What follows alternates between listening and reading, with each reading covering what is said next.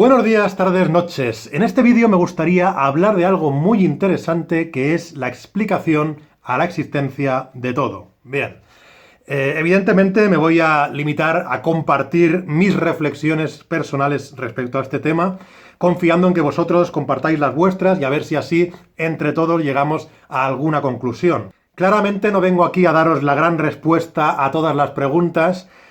No creo que yo tenga la capacidad ni el conocimiento suficiente para dar esa gran respuesta, pero lo que sí puedo es intentar compartir la manera en la que yo intento explicarme la existencia de todo, por supuesto partiendo de ideas que he tomado de personas mucho más capaces que yo, que han investigado más que yo, que han reflexionado más que yo. Y yo me limitaría pues, a tomar todo ese conocimiento acumulado y a buscar el modo de hacerlo encajar de manera lógica y congruente para obtener una explicación a la realidad. Entonces, antes que nada, también me veo obligado a hacer una aclaración, considerando que este canal ha tratado muchas veces el tema de la existencia de Dios. Y bien, la aclaración es que no debe verse lo que explico en este vídeo como la explicación alternativa que yo intento buscar después de haber rechazado la idea de Dios. Porque, claro, presentarlo así sería como si yo, de un modo dogmático y racional, hubiera rechazado el concepto de Dios, la idea de Dios, y entonces me viera obligado a buscar alguna explicación extraña para que todo vuelva a tener sentido. Lo cual, lamento decir que no es así. Lo cierto es que la posibilidad o la idea de Dios es una idea que también he contemplado. Nunca la he rechazado a priori, nunca la he rechazado dogmáticamente o irracionalmente, sino que la he contemplado y los motivos por los que la considero poco plausible o, bueno, poco probable o incluso en algunos casos lógicamente incongruente o imposible, son motivos argumentados, motivos razonados, y por lo tanto es una idea que he tenido en consideración.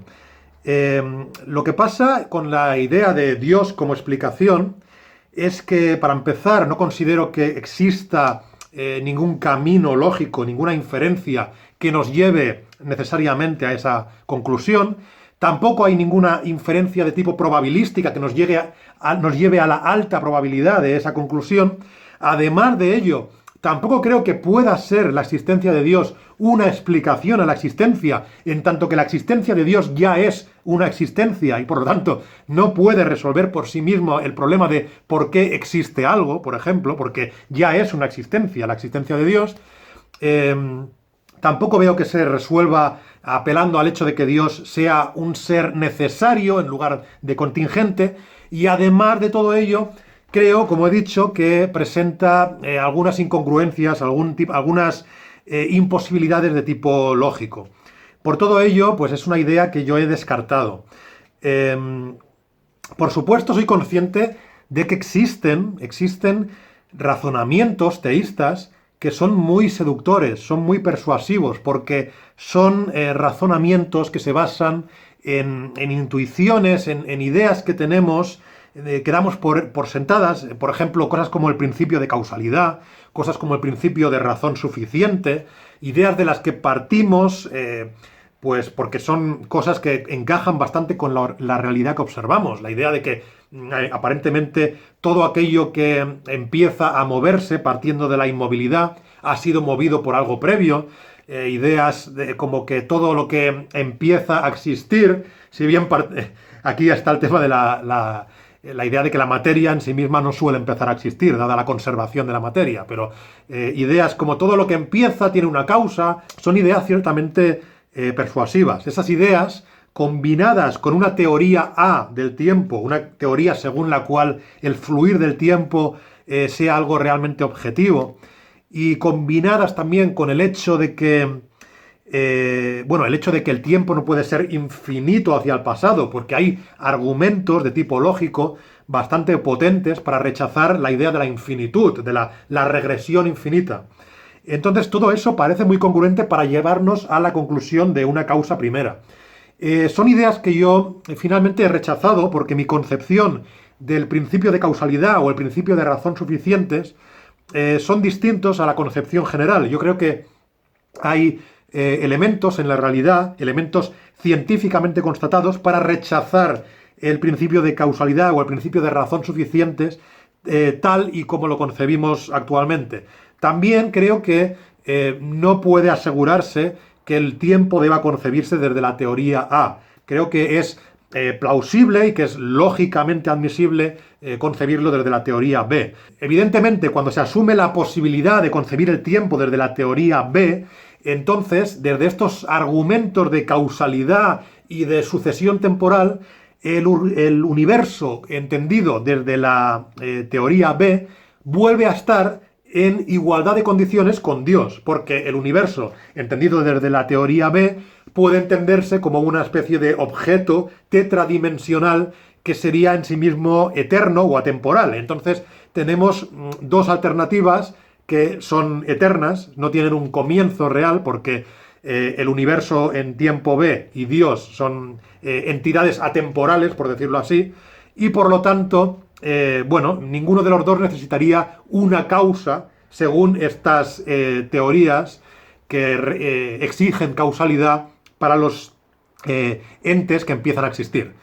Entonces, cuando se concibe el universo de esta manera, el único modo en el que podría seguir defendiéndose la idea de Dios ya no sería apelando a que Dios es eterno, sino que sería apelando a que Dios es lógicamente necesario, mientras que el universo sería una entidad contingente. El problema es que tampoco veo que existan argumentos sólidos para demostrar que Dios sea lógicamente necesario. Lógicamente necesario en el sentido en el que son lógicamente necesarios, por ejemplo, los conceptos abstractos, ¿no? La idea de, las verdades matemáticas, las verdades geométricas que, según una concepción como la de Platón, existirían de algún modo necesario más allá de la realidad contingente que es la material. Yo creo que Dios, tal y como siempre se nos describe, es un ente contingente y me gustaría ver si alguien tiene argumentos por los que Dios sea un ente necesario. El argumento más, el intento de argumento más sólido que he visto sería el argumento ontológico, que es un argumento rechazado incluso por muchos teístas. Por ejemplo, Enric, de Adictos a la Filosofía, lo rechaza porque supone un salto injustificado desde lo mental a lo real, del plano mental al plano real. Entonces, dicho todo esto, creo que hay bastantes teístas que, plantean la idea de que en caso de que se deduzca que tiene que haber una causa primera, esa causa tendría que ser una mente consciente. Este es el segundo salto más peliagudo, más complicado. Y entonces, a mi juicio, habría tres explicaciones bastante seductoras respecto a por qué esta causa iniciadora de todo tendría que ser necesariamente un ser consciente, una mente inteligente. La primera sería apelar a la necesaria inmaterialidad de esa causa, ya que esa causa es la generadora de toda la materia. Entonces esa causa tiene que ser inmaterial. Y habiendo concluido que la causa tiene que ser inmaterial, empezaríamos a buscar candidatos entre las posibles entidades inmateriales que podamos concebir. Y finalmente llegaríamos a la conclusión de que el candidato más plausible sería una mente inmaterial. Esta explicación, a mi juicio, implica bastantes problemas. Entre ellos el de concebir que efectivamente asumir que pueda haber mentes inmateriales, cuando nuestra experiencia empírica y las mentes que realmente conocemos, todas parecen sustentarse sobre una base material. Todas las mentes de las que tenemos noticia parecen necesitar un soporte material. Además, no solo se trata de este problema, sino que, además de que la mente tendría que ser inmaterial, también tendría que ser intemporal y no espacial, es decir, totalmente adimensional.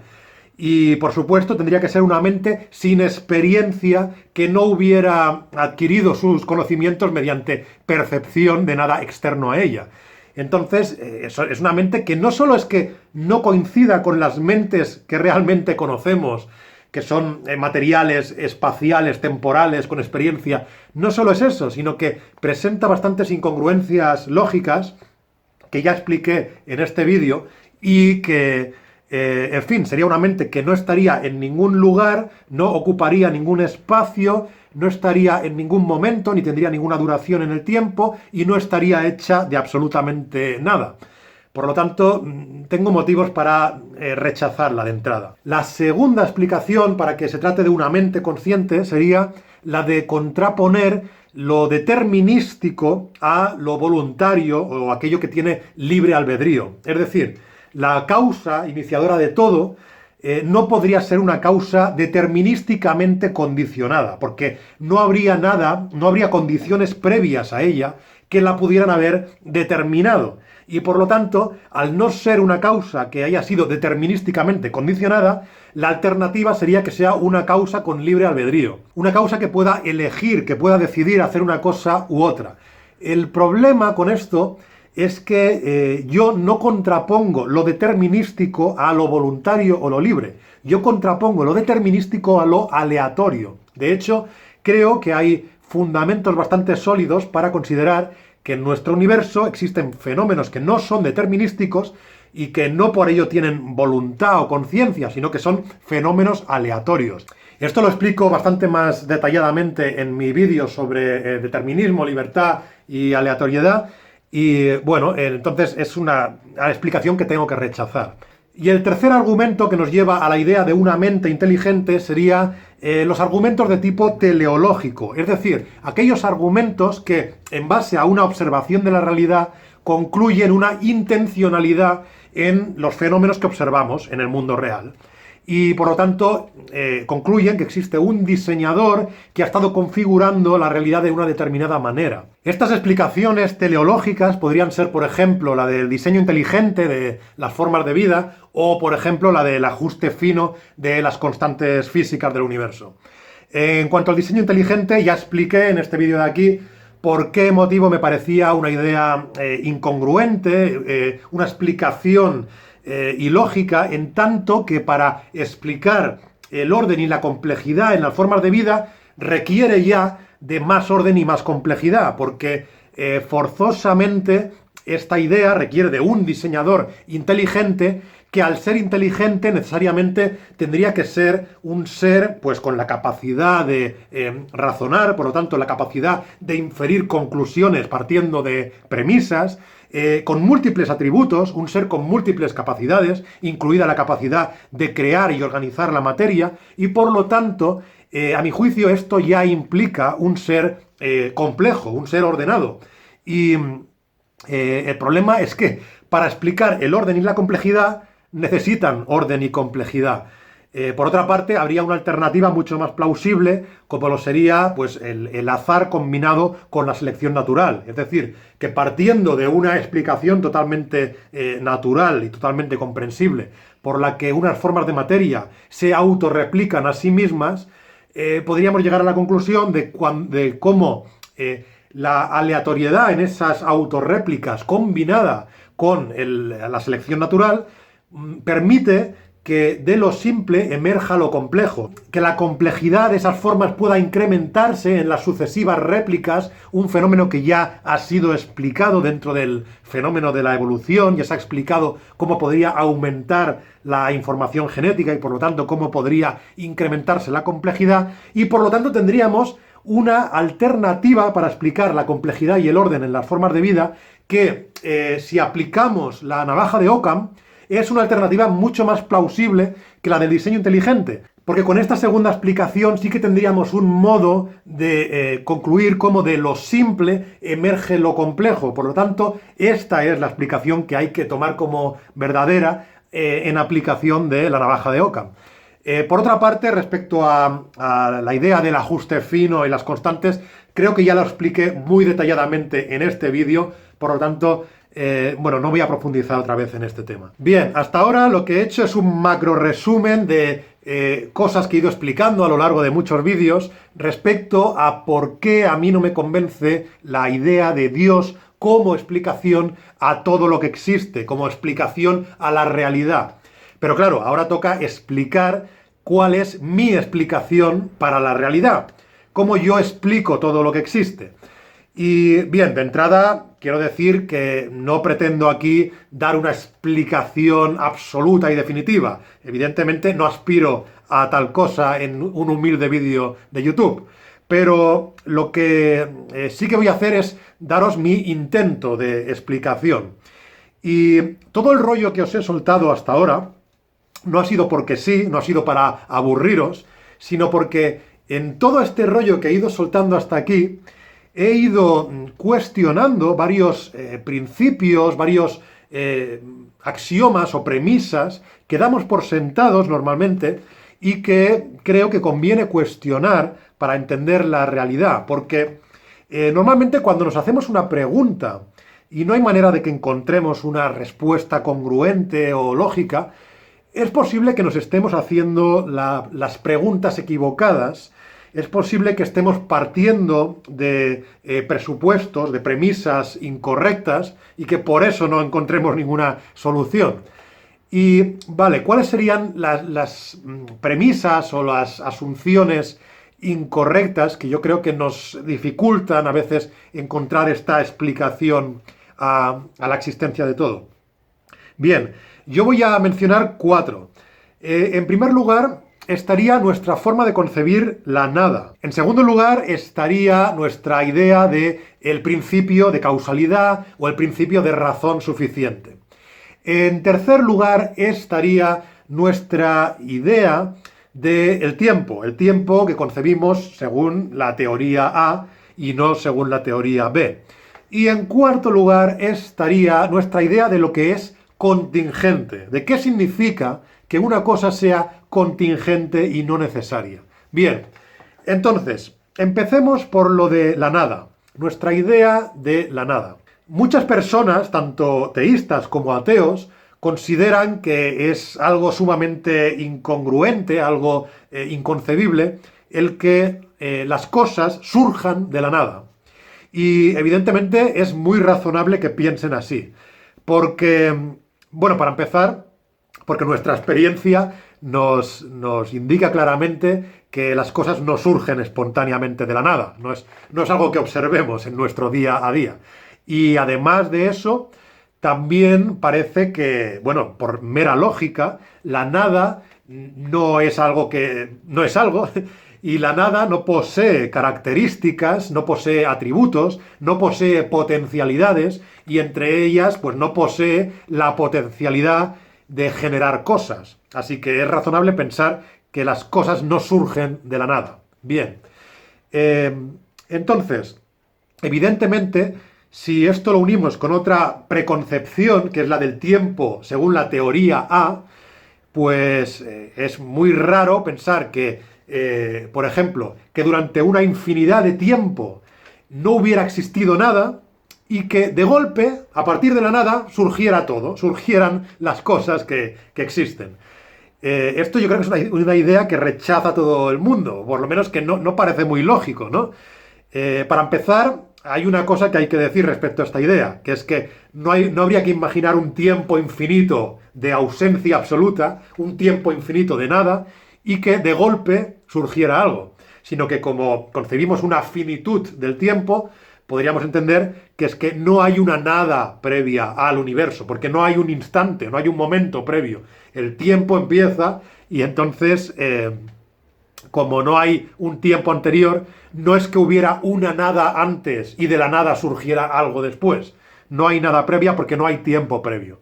Pero además de eso, hay que tener en cuenta que el tiempo puede concebirse según la teoría B. Entonces, no es que tengamos que imaginar el tiempo según este devenir constante, este fluir, por el cual el pasado es algo que ya se fue, el futuro es algo que vendrá y lo que existe es el presente, sino que podríamos imaginar este bloque eterno en el que el tiempo tendría quizá un origen y un final, pero simplemente como extremos, como polos de una especie de dimensión espacial, ¿no? En un bloque de 4 dimensiones. Entonces, concebido así, pues ya no sería la idea de que el algo habría surgido a partir de la nada, sino de que simplemente de forma eterna habría algo.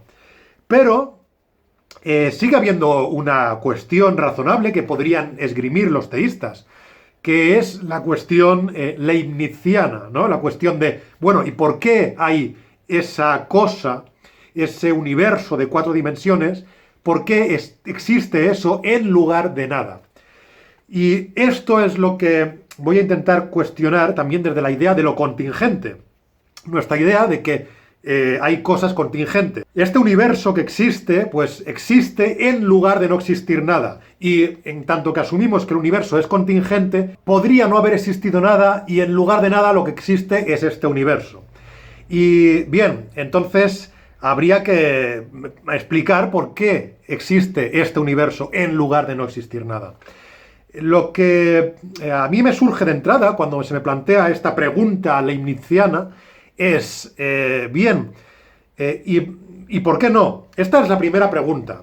La primera pregunta sería, ¿por qué no? ¿Por qué es más posible o más plausible la nada en lugar de esto?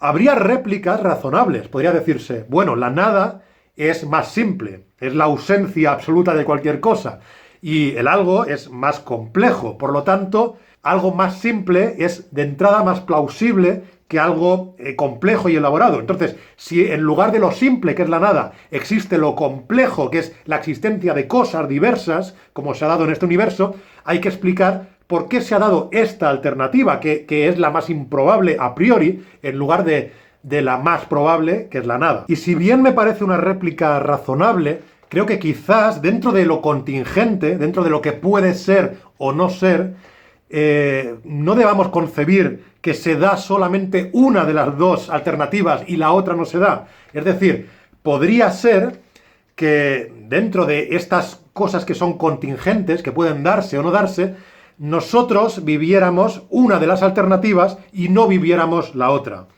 De entrada tengo que decir que yo concibo que en el universo no todo lo que sucede es necesario, y por eso rechazo el principio de razón suficiente y el principio de causalidad, porque creo que son principios que llevan necesariamente, si son universales, estos principios de causalidad y de razón suficiente, llevan necesariamente a la conclusión lógica de que todo lo que sucede es estrictamente necesario, de que vivimos en un universo determinista.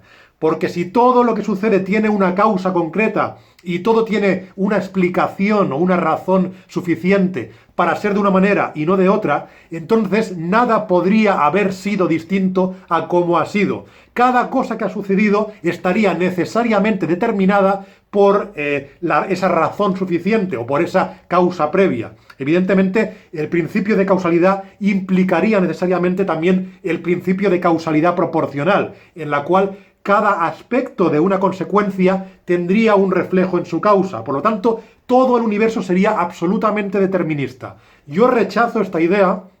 Creo que la observación científica, sobre todo en el ámbito de la mecánica cuántica, da pie a rechazar la idea, a considerar que no tiene por qué ser así, considerar que a nivel subatómico hay cosas que son contingentes, cosas que no están determinadas, pues la desintegración de un átomo radioactivo no está determinada el momento en el que se produce, y asumiendo la realidad de que existen cosas que pueden ser o no ser, creo que existen fenómenos que en nuestra línea temporal nosotros percibimos como aleatorios. Lo que pasa es que dentro de estas cosas contingentes que abren la línea temporal en dos, que la dividen en dos alternativas, pues por ejemplo, si tenemos el átomo radioactivo que puede matar al gato de Schrödinger, el átomo se desintegra o no se desintegra. Eso no es determinístico, eso es aleatorio. Puede pasar o no puede pasar, es contingente y nada determina que pase o que no pase, es aleatorio. Entonces, en este tipo de fenómenos, hay una explicación que es la Many Worlds Interpretation, la explicación de los muchos mundos.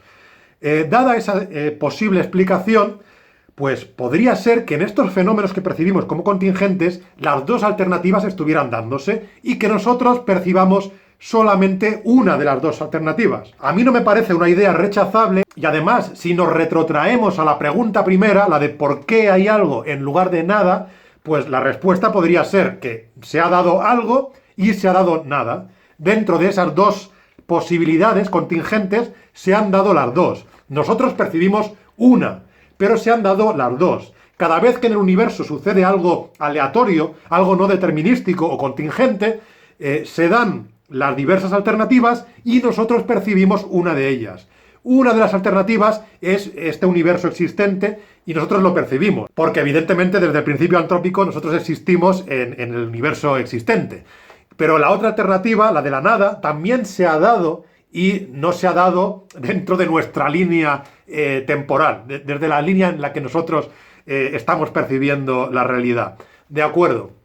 Entonces, esto parecería resolver bastante las cosas y como podéis ver, pues acabamos de llegar a la idea de una especie de multiverso en el que todas las posibilidades concebibles se habrían dado y todo este tipo de... Esta explicación que ya habréis oído bastantes veces. Pero no creo que haya que conformarse con esta idea del multiverso, porque, bueno, esta idea según la cual la realidad no tendría límites ni restricciones y por lo tanto todas las cosas lógicamente posibles estarían dándose simultáneamente, creo que, bueno, este esquema bastante caótico y anárquico no nos permite de entrada explicar por qué nuestro universo, el que percibimos realmente, presenta una especie de orden, una serie de regularidades, por ejemplo, las leyes físicas que son predecibles, y uno esperaría que dentro de este esquema de multiverso caótico, en el que todo lo posible son cosas que se están dando, pues uno esperaría que entonces un universo enmarcado en este contexto de multiverso caótico, pues también tendría que ser caótico. Y habría, si somos exigentes, tendríamos que explicarnos por qué hay este aparente orden, estas regularidades en nuestro universo. Y bien, entonces aquí vendría la explicación que yo, intentando buscar algún modo de encuadrar todo esto, la explicación que yo intento darle a esto. Para empezar, volvamos a la cuestión de la nada. Muchas personas, especialmente teístas, pero también muchos ateos, conciben la nada como cualitativamente distinto al algo. Y por lo tanto hay una incompatibilidad entre lo uno y lo otro, que es lo que hace que de hecho no sea posible concebir que algo surja de la nada. Sin embargo, creo que hay otra manera de concebir la nada que no presenta este tipo de dicotomía, sino que sería la siguiente. Vamos a ver, aquí tenemos al número 0. Este número representa la nada. Es la manera en la que nosotros representamos la nada. Bien, aquí vamos a representar la nada de otra manera. +1, -1. Esto también en conjunto representa la nada, porque +1 menos 1 es igual a 0, es igual a nada. Bien, pues aquí tenemos una idea fundamental, que es la idea de que todo lo que hay en el universo sumado es igual a nada. A muchos esto les parecerá chocante o absurdo de entrada, porque claro, ¿cómo va a ser posible que todo el algo sumado sea igual a nada? Todo el algo, si lo sumas, pues será mucho algo, pero no va a ser nada. Pero lo cierto es que la observación científica del universo lo que parece concluir es que todo el universo es simétrico y que, por lo tanto, todo el universo sumado es igual a nada. Cuando en el vacío cuántico aparece espontáneamente materia, es decir, aparece una partícula, también aparece una antipartícula. Aparece el +1 y aparece el -1. Y +1 menos 1 es igual a 0. Es decir, para que surja espontáneamente materia en el vacío cuántico, pues ha tenido que surgir el +1 y el -1, que sumados son 0. Evidentemente, en el vacío cuántico hay un mínimo de energía y evidentemente cuando se produce una partícula virtual, esta partícula al desintegrarse genera energía. Pero la idea sigue siendo que esas dos partículas han emergido de la inexistencia material y han vuelto a la inexistencia material, y que al hacerlo, pues ha sido necesario que haya un más uno y un menos uno. Bien, pues en este mismo sentido, bien podría ser que por cada partícula de materia en el universo haya su correspondiente partícula de antimateria. De hecho, hace muy poco Javier Santaolalla, en Date un Blog, ha subido un vídeo explicando esta idea de que habría un antiuniverso con un antitiempo contrapuesto al nuestro. Y bien, esta idea de que habría un universo de antimateria y un universo de materia, la idea de que por cada más uno hay un menos uno, es una idea que nos da a entender que quizá todo aquello que concebimos como algo es una configuración distinta de la nada. Es una manera en la que todo lo que al fin y al cabo es igual a nada, se reorganiza. Los más unos y los menos unos pueden estar en miles de configuraciones distintas, siempre que toda la suma sea igual a nada. ¿De acuerdo? Entonces, teniendo este esquema, la idea de las realidades posibles, pues serían la idea en la que las cosas, los más unos o los menos unos posibles, puedan estar separados los unos de los otros, y por lo tanto siendo algo. El más uno es algo en tanto que está separado del menos uno. Cuando el más uno y el menos uno se juntan, vuelven a no ser nada. Vuelven a neutralizarse el uno al otro y se quedan en cero. El más uno es algo solo en tanto que está separado del menos uno. Y aquí está una de las ideas clave. La separación física.